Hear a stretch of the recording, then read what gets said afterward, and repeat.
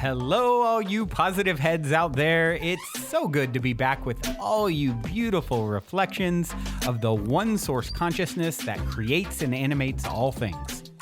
If you're new to this podcast, of course, we are super happy to have you here, and we just ask that you bring an open mind and heart to your listening experience and to be prepared to explore vantage points that I'm convinced will help shift or solidify your current understanding of the ultimate nature of reality in a way that is extremely empowering. Speaking of exploring powerful perspectives, I'm super excited to announce the release of my very first book, The Golden Key: Modern Alchemy to Unlock Infinite Abundance. If you're ready to alchemize the circumstances in your life so that your abundance expands to an entirely new level in 2021, head over to goldenkey.gift to download the audio or ebook as my gift to you by using the code POSITIVEHEAD.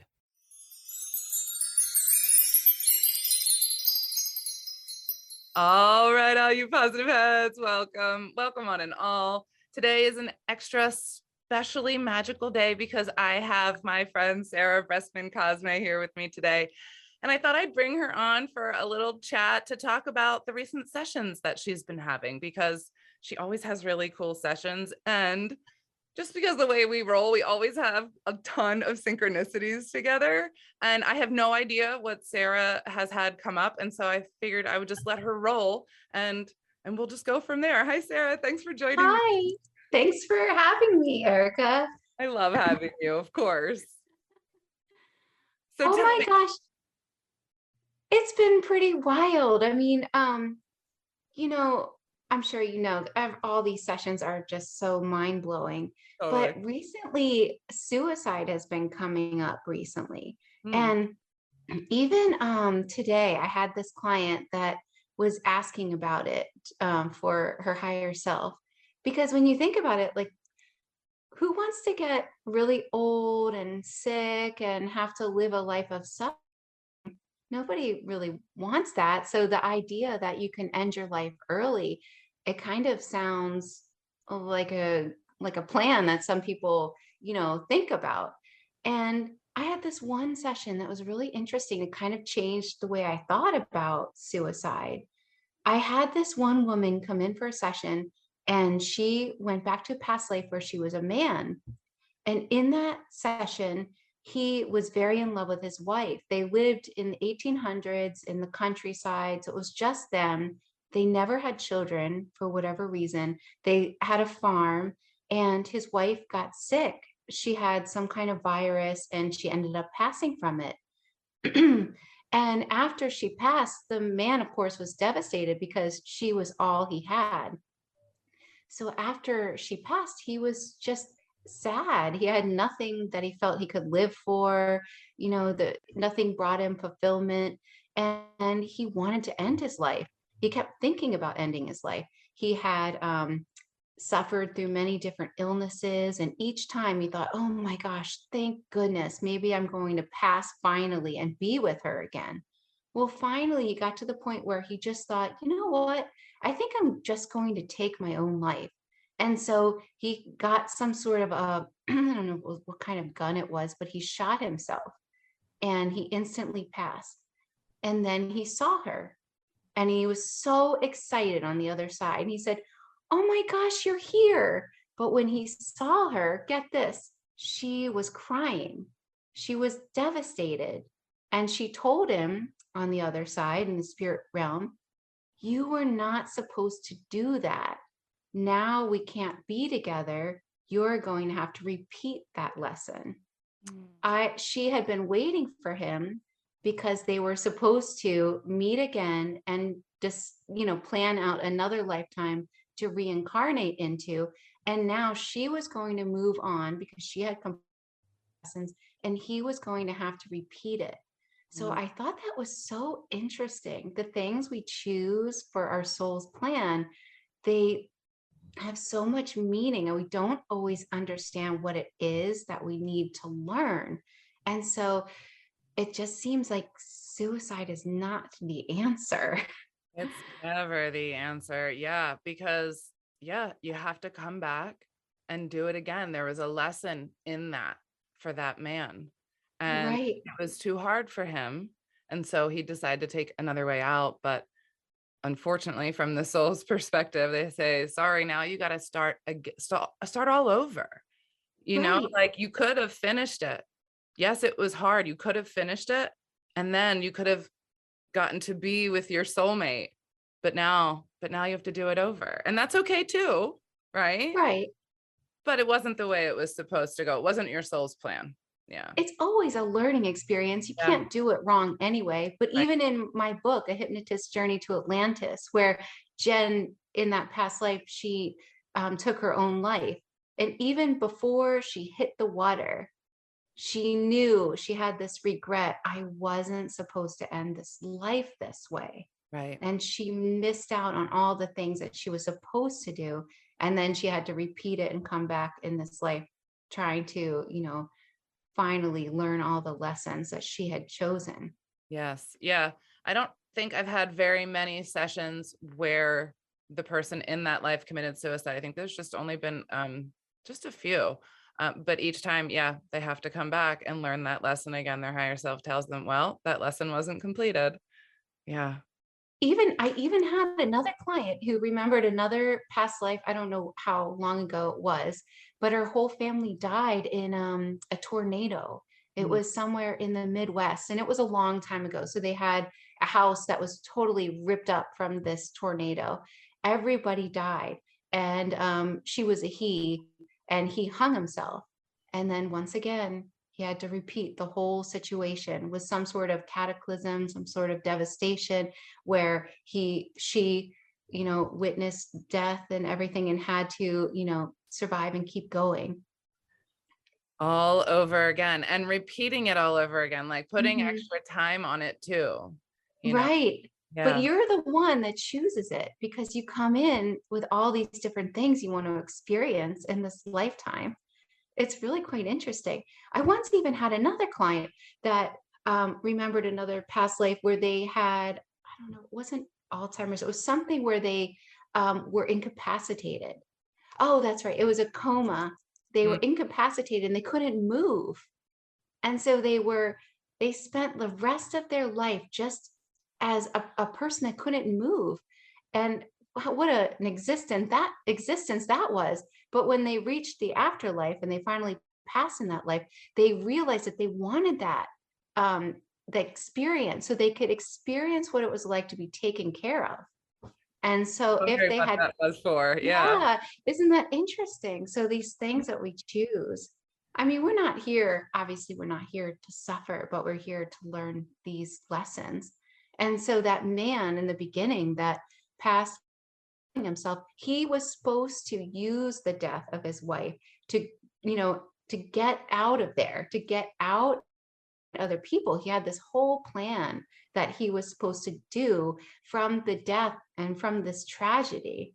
So it's really interesting It is. how Mm. life works. So interesting. And the choices that we have, right? Because he had a choice. He could have gained wisdom out of what had happened, but instead he chose the woe, right? He chose Right, to sit in the grief. So it's always that choice of like wisdom or woe in our lives right, because we need that contrast because we can't learn otherwise. Well, I shouldn't say can't, but we just don't choose to because we're humans and we just don't right. we we have to learn the hard way for the most part. And that's where the suffering comes in. And we know we don't have to suffer, but it's typically involved, right? In the Right. contrast we experience. Right. I know usually suffering is the doorway to enlightenment. Absolutely is. I mean, like think about your own life. I'm thinking about my suffering in life. Like, wow, Right. if I didn't have those things, I wouldn't have, just like what you said, opened that door to enlightenment. Not like I've achieved enlightenment in any way yet, but open the door to that learning, to that understanding because You of do. the suffering. Yeah. Oh my gosh, yes. And I think that a big part of that suffering is experiencing death, like another's death in some way. So many of us come to this path because of death, right? Right. I know so many of us, because we're seeking the bigger answers. We want to know what happens after somebody dies Right. because it's so tragic and terrible to lose somebody you love. It's Or- almost hard to keep going without some sort of connection to that source. Right. Yeah. Yeah. And it makes the grieving process, I feel, so much easier when you have that grander connection, because we've been lied to all our lives, right? No, Different religions have different opinions on this, and we've been lied to. And right. it's so much easier when we know the truth. Right, it is. I remember somebody that grew up in a different religion. One of their members, a family member, passed, and they claimed that they could see this family member, especially when they were waking up in the morning. You know how it's easier for a loved one to communicate then. And their religion told them that that was the devil. Mm, yeah. So Sad. it is sad, but really it is totally a war on consciousness. And this war is really, will you believe what others tell you, or will you believe what you believe yourself? Right. Right. Yeah. The truth is always what you feel it to be Right, inside. That's, right. and somebody famous said that, and I'm not sure exactly who it was, but it was maybe old somebody like Gandhi or I something. love it. But the truth is what is true to you inside. That is the only truth, because everything is true, really. I mean, if you Right, think it, it's true. So is it just true in your reality, right? right. Or not? So we get to decide. I love it. We have so much choice here in I this. know. And you literally create your own reality, which is so fascinating. I mean, my reality is different than other people's reality, literally. I Yeah, mean, I don't know about you. Do you remember when Mandela died in prison? I do. Because I do. I I remember was that. in Yeah. school and Yeah. I remember we had these little pamphlets that they passed out when anything, happened. And I remember the pamphlet even. Yep. It was so real and such a vivid memory. Yes. And what about the Berenstain Bears? Okay. Right. Do you remember them as Berenstain Yes. Bears? Because you Berenstein. grew up in a Jewish household, right? Yeah. So They I were would, Berenstein. yes, yeah, exactly, right? So you recognize that name. Like Right. I recognize that name, and it was never Stain, ever. Right. It was, Right. But I it's don't know. interesting Yeah. because I don't know. I just don't fall for everybody remembers things differently. I think everybody just has different timelines, different realities, and they bump up against one another. But literally, you're the creator of your reality. And some things you share with other people, but some things you literally don't, like your truth. Your Yes. truth is yours. Yours and yours alone. Mhm. Yeah. Yeah. It That's all comes down to what you believe, it's all which, belief. Your yeah, belief is what's creating everything, right? I know. And you know how it is when you hear the higher self give, you know, information to the client. It's always like trust every single day. Trust. Trust. That's like main advice, right? Right. The Trust. main, yeah. Trust yourself. Trust Trust. yourself. Your life will get better. Yeah. And that's the Listen. only person you need to trust is Right. yourself. Yes. Right. I Yeah. know. I know. Nobody else can do it for you but you. Yeah. Right. And if Yeah. you can cultivate that belief in yourself, cultivate that trust, do whatever you can to, honor yourself and listen to yourself. That's what the higher self is always telling the client. And it's not wisdom that comes from somewhere else. It's cultivating that wisdom in yourself. Right. All the answers, right, are always within us. They're Right. all within us.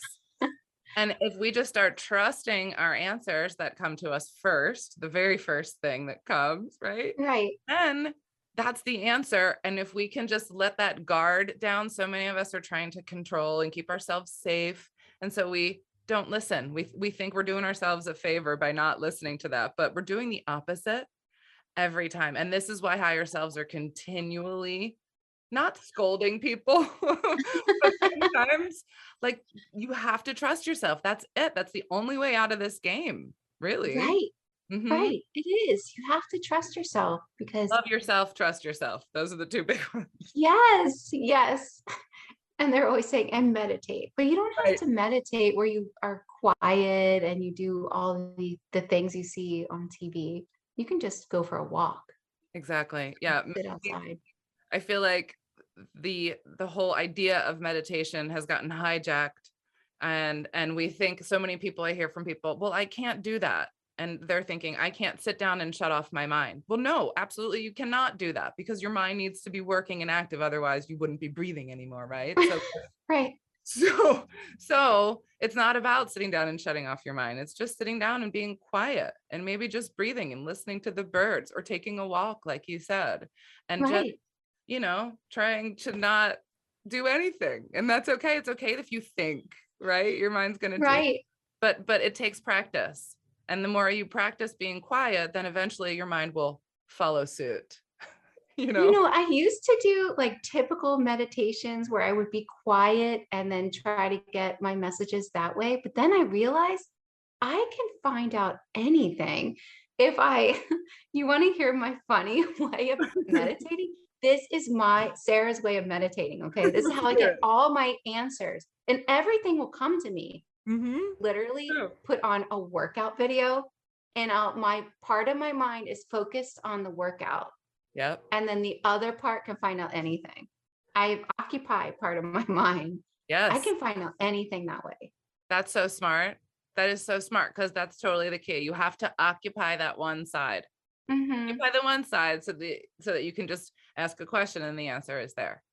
Because that's how meditating works that way. It's quieting that overactive part, but you don't need to do that. I mean, you really don't. There's so many other tools and ways you can do Sarah's way. And you also don't need to do it in meditation if you learn to trust yourself more, because definitely. Right? If you think about it, how many of your intuitive thoughts have come in meditation? Like, none. Right. They come in waking life. They're right there, taking a shower, walking through the kitchen, leaving the house, driving, whatever it may be. That thought comes. You're not meditating. You're totally active, but you're just not thinking. You're just you're not thinking. You're not. Right? Yes. You're picking up the kids while like doing something else, and that's when that really strong, powerful download comes to you. That intuitive thought. Totally. It's so true, because you've occupied your mind. And just learning how to trust that, right? Yes. Yes, you have to trust. That is the biggest thing. So I think the biggest messages that I'm getting out of today are A, obviously trust yourself, and then B, trust the fact that you have chosen this journey, right? Like what you were talking about, the suicide at the beginning. We have all come and planned out a journey for ourselves, and it's going to be difficult and there's going to be struggles.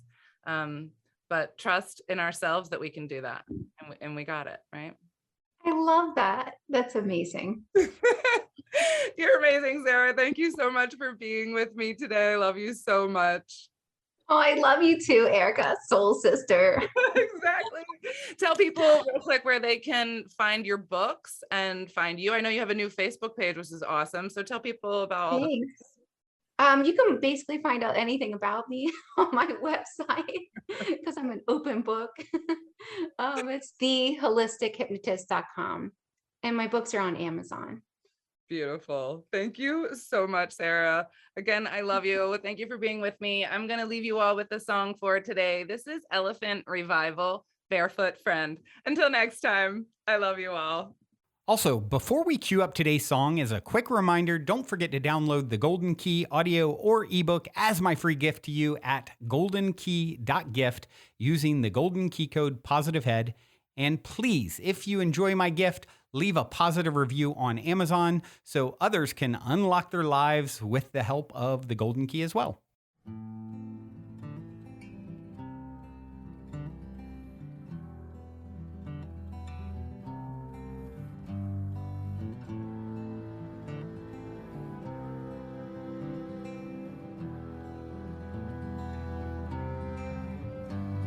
I'll move across the ocean, find wildlife in the the forest and the field. I'll be blue skies, I'll be wide open in the moment. That's where I need to be. There's no sidewalk, there's no smooth talk, just a long walk to where I'm gonna be. It's such a fine line situation. I've got patience, patience,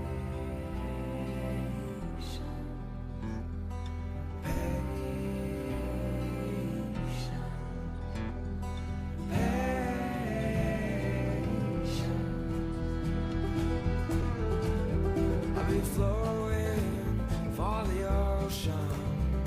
I'm tripping all over myself, falling down now. I adore you, but you're leaving me a mess. I confess, I caught you caring, caught you sharing like the West. It's such a fine line situation. I got patience.